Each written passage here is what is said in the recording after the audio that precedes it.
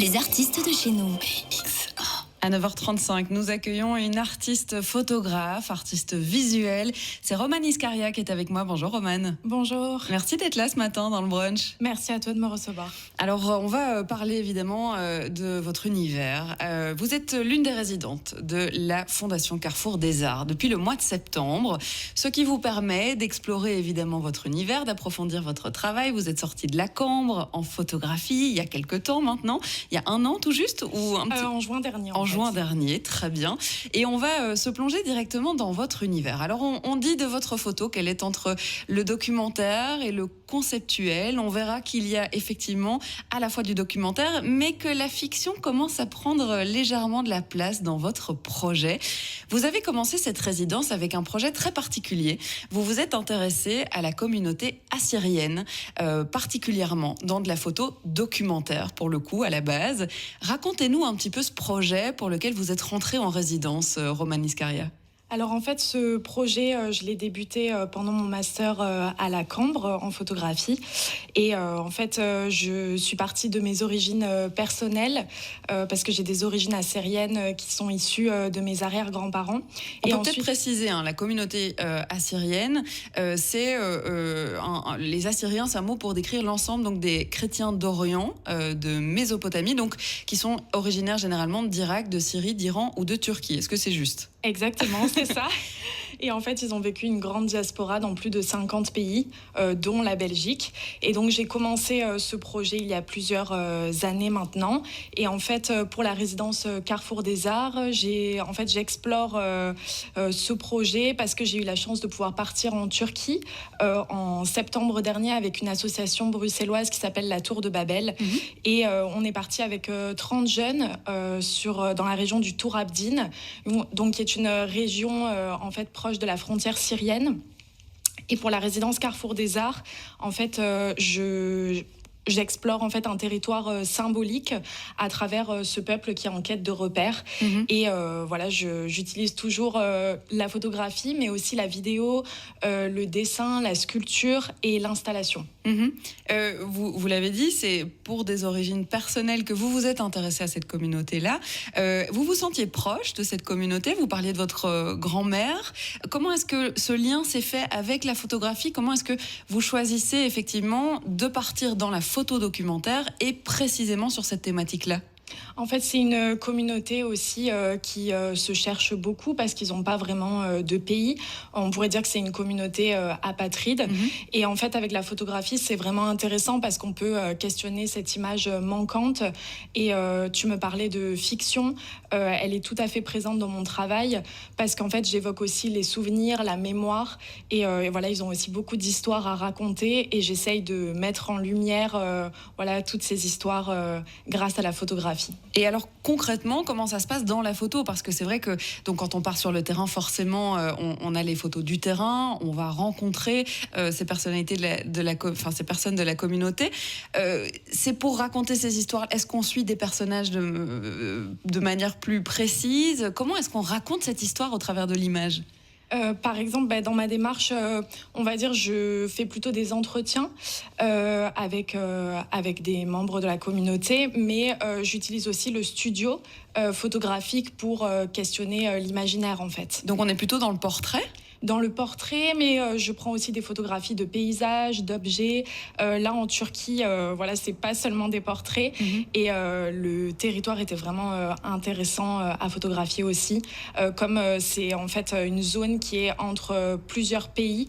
Et donc, il y a des frontières aussi qui sont très proches. Et la frontière, ça c'est une thématique que vous aimez bien aborder aussi. Alors c'est vrai qu'il y a ce projet-là qui a fait l'objet d'un livre notamment pour vous, donc qui occupe pas mal de votre temps artistique. Mais de manière globale, c'est vrai que les invisibles ou les communautés invisibilisées et les frontières, c'est quelque chose qui vous intéresse.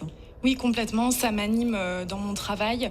Et en fait, j'ai vraiment envie de continuer aussi et de travailler avec d'autres communautés, même en Europe, faire comme un espèce d'atlas en fait, de ces pays, de ces zones qui n'existent pas vraiment. Et travailler avec d'autres peuples aussi. Alors, vous avez dit des zones qui n'existent pas vraiment. Et ça nous amène à la fiction, justement. On verra que durant cette résidence, forcément, le but, c'est d'approfondir son travail et de continuer sa réflexion. Le brunch sur BX1 en DAB+.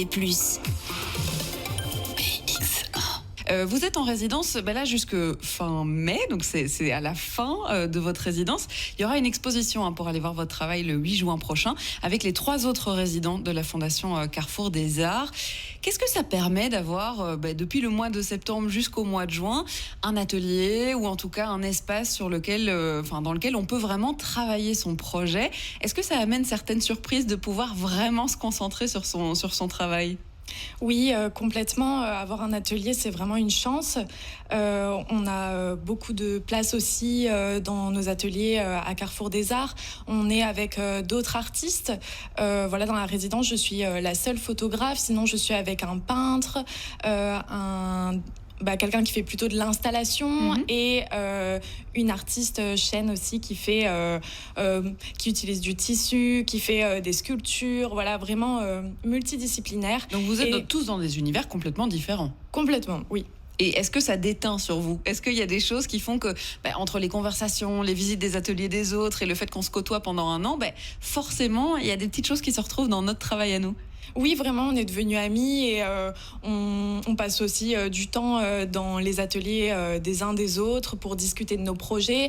Et la Fondation Carrefour des Arts organise des tables rondes aussi une fois par mois où il y a des personnes du milieu de l'art qui sont invitées à venir nous rencontrer dans des moments de discussion. Donc avoir un atelier, c'est vraiment une chance et on peut aussi expérimenter parce qu'on a de la place et voilà, c'est vraiment porteur, on va dire, pour nos projets. En parlant d'expérimentation, donc on parlait de votre travail documentaire qui s'est notamment intéressé pour ce projet, en tout cas à la communauté assyrienne. Vous êtes parti sur de la fiction. Alors, est-ce que c'était un chemin que vous aviez prévu de prendre? Et à quel moment est-ce qu'on passe justement d'une communauté tout à fait réaliste et qui existe à peut-être leur créer un pays imaginaire? Parce que c'est définitivement ça sur lequel vous êtes parti, Romane. Oui, c'est ça exactement. Et non, c'était pas forcément prévu. Je me suis laissée aussi porter par l'inspiration, par les imprévus. Et c'est vrai que quand j'ai fait ce voyage en Turquie, j'ai été assez surprise par tous ces villages qu'on a traversés, des personnes aussi qui venaient d'Europe, par exemple de Suède ou d'Allemagne, qui viennent dans cette région pour reconstruire leur maison, qu'ils ont quitté 30 ans, 20 ans auparavant. D'accord, donc ils habitent en Europe, mais en fait ils reviennent pour que ces villages continuent d'exister, tout simplement. Oui, c'est ça. Et c'est pas juste reconstruire une petite maison, une petite cabane, c'est vraiment des grandes maisons pour accueillir leur famille en fait dans cette région. Donc voilà, il y a plusieurs éléments dans mon voyage où je me suis dit, en fait, ces personnes, ils recréent en fait un territoire qui leur appartient, ils reprennent leur marque et grâce à la photographie, mais aussi à la vidéo, aux histoires qu'on me raconte, aux sons que je vais peut-être enregistrer, voilà, j'arrive à créer une installation dans une exposition pour parler de toutes ces facettes, quoi. Est-ce que finalement, vous ne faites pas un peu la même chose que vous parliez de personnes qui habitent en Allemagne, qui retournent pour recréer ce village? Est-ce que vous ne le faites pas aussi au travers de votre projet à vous, puisque vous parliez des origines de votre grand-mère? Est-ce qu'il n'y a pas aussi cette exploration et réappropriation de cette histoire, ou en tout cas de personnellement se la raconter? Oui, c'est sûr que, en fait... grâce à mon projet, bien sûr, je parle de mon histoire personnelle, mais j'ai toujours été vraiment passionnée par les autres et leurs histoires. Donc il n'y aura pas d'autoportrait dans ce projet-là, ou en tout cas c'est pas encore prévu. Non, j'ai pas trop l'habitude de montrer des autoportraits. J'apprécie plutôt photographier les autres et les mettre en lumière. Alors vous parlez de créer un territoire. Comment ça concrètement en photographie, ça veut dire quoi? Qu'on va rassembler des images pour ensemble faire un tout. Vous parliez d'installation. Concrètement, c'est quoi la fiction dans le documentaire en fait?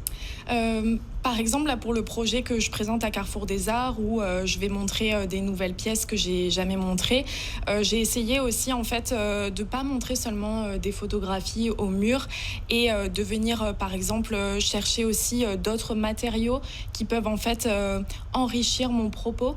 Comme je parle de personnes qui reconstruisent leur maison, leur territoire. C'est très concret en fait. Oui, et j'utilise aussi en fait la sculpture pour, par exemple, je vais utiliser du plâtre pour imprimer mes photographies et je vais montrer aussi une installation vidéo.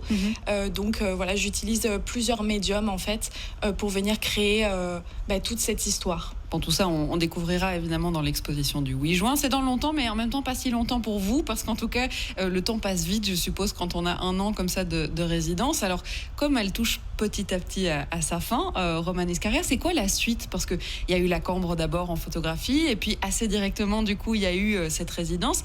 Qu'est-ce qui vous attend dans la suite? Pour la suite, j'aimerais bien sûr avoir une autre résidence ou un atelier pour continuer en fait mes projets. Et en fait, j'aimerais bien réaliser un voyage dans toute l'Europe où j'irai rencontrer en fait d'autres communautés. Par ailleurs, j'ai participé au prix Médiatine cette année où j'ai pu montrer une installation qui s'appelle Djaré, où je viens réactiver un souvenir via la vidéo et via une installation avec du tissu, des tapis. Et en fait, mon travail a été, on va dire, remarqué par le musée Tamat à Tournai, qui est un musée du textile et de la tapisserie. Et c'est vrai que ça m'a quand même fait un petit déclic et je me suis dit, c'est sûr que le tissu, c'est présent depuis des années dans ma pratique. Voilà, ils ont mis un peu le doigt dessus et j'ai vraiment aussi envie d'explorer ce côté-là. Et donc de s'éloigner un tout petit peu quand même de la pratique principale qui serait la photographie. Est-ce que du coup, il y aurait un chemin à prendre plutôt dans l'installation? Vous parlez de sculpture et peut-être dans d'autres matières du coup? C'est sûr que la photographie est toujours là, mais je pense que tous les artistes aussi comprendront, enfin les artistes photographes et les artistes en général comprendront ce que je veux dire, mais on essaye voilà, d'être aussi dans la photographie contemporaine et de pas faire juste de la photographie et ça vient vraiment en fait enrichir nos projets. Et ça veut dire que vous restez sur ce projet sur la communauté assyrienne. C'est vraiment quelque chose que vous allez continuer d'explorer tout au long de votre pratique, ou est-ce qu'il y a des projets parallèles qui se développent petit à petit aussi? Non, il y a des projets parallèles, bien sûr, qui s'installent. Mais en fait, j'aimerais bien rencontrer d'autres communautés et pas forcément que la communauté assyrienne. D'où le voyage en Europe, du coup. Voilà, c'est ça exactement. Et donc, vous savez pas encore à quoi vous attendre, en fait. C'est-à-dire qu'il y aurait l'idée de prendre un ticket et d'aller voir ce qui s'y passe, c'est ça? Alors, je fais déjà pas mal de repérages. Par exemple, je pense à des pays comme le Kosovo. Voilà, c'est des endroits où j'aimerais aller et rencontrer en fait les gens sur place et donc continuer mon projet qui viennent en fait questionner d'autres peuples. Et je suppose qu'au niveau matériel, ça doit être léger, parce que si vous partez avec tout un matos de photographe, avec le sac à dos, les objectifs, on n'a pas le même résultat. Alors ça veut dire quoi? Que vous vous baladez avec un compact et c'est ça, c'est l'idée d'être proche des gens? C'est l'idée d'être proche des gens, mais bon, on se débrouille en tant que photographe. Mais oui, moi, je suis plutôt en numérique et donc j'ai plusieurs appareils et ça va pour se balader, voyager, ça se fait bien. Bon, ça n'a pas l'air trop lourd. Alors la résidence, elle se termine dans un mois.